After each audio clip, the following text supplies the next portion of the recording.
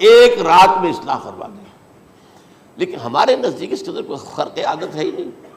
البتہ جو کہتے ہیں اہل تشیع، وہ خرق عادت ہے کہ ان کے 12ویں امام جو ہے وہ بچپن ہی کے اندر اس خوف سے کہ جو بنو عباس بادشاہ ہیں وہ ان کو قتل کر دیں گے، تو وہ ایک غار میں چھپا دیے گئے۔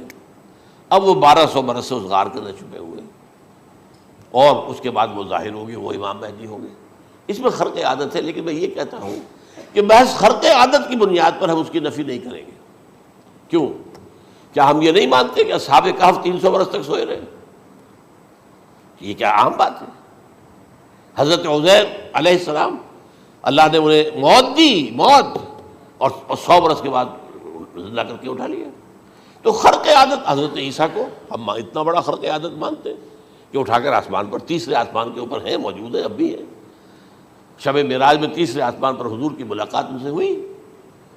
تو یہ خرق عادت کی بنیاد پر نفی نہیں ہم کرتے، ہو سکتا ہے، لیکن یہ کہ اس کے لیے ہمارے پاس کوئی دلیل نہیں، کوئی احادیث نہیں، کچھ نہیں، اس لیے ہم اس کو نہیں مانتے۔ البتہ خود وجود جو ہے حضرت مہدی کا، وہ کوئی عجیب بات نہیں ہے، وہ تو جیسے پہلے بھی آئے ہیں ہمارے مجددین، ایسے مجدد ہوں گے اور دین کو تازہ کر دیں گے۔ ایک صحیح اسلامی ریاست جو ہے وہ عرب میں قائم ہو جائے گی دوبارہ۔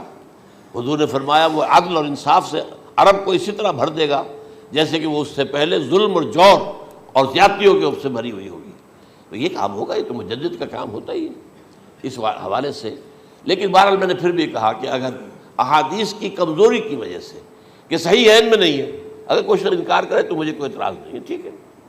لیکن جو حضرت عیسیٰ کے نفع سماوی اور حضرت عیسیٰ کے نزول کا انکار کرتا ہے، وہ کم سے کم، میں انہیں اور آگے کوئی فتویٰ نہیں دیتا کہ وہ کافر ہو گئے یا یہ ہو گئے یا وہ ہو گئے، لیکن منکر حدیث کے لائن میں تو وہ لازمت کھڑے ہو گئے، کیونکہ اتنی واضح اور پکی حدیثیں ہیں حضرت مسیح کے نزول کی، اور علامات قیامت میں جس طرح ان کا ذکر آتا ہے کہ اس سے انکار جو ہے وہ جب تک آپ پوری حدیث کے ذخیرے کا انکار نہ کریں اس وقت تک ممکن نہیں ہے۔ اقول قولی ھذا واستغفر اللہ لی ولکم ولسائر المسلمین والمسلمات۔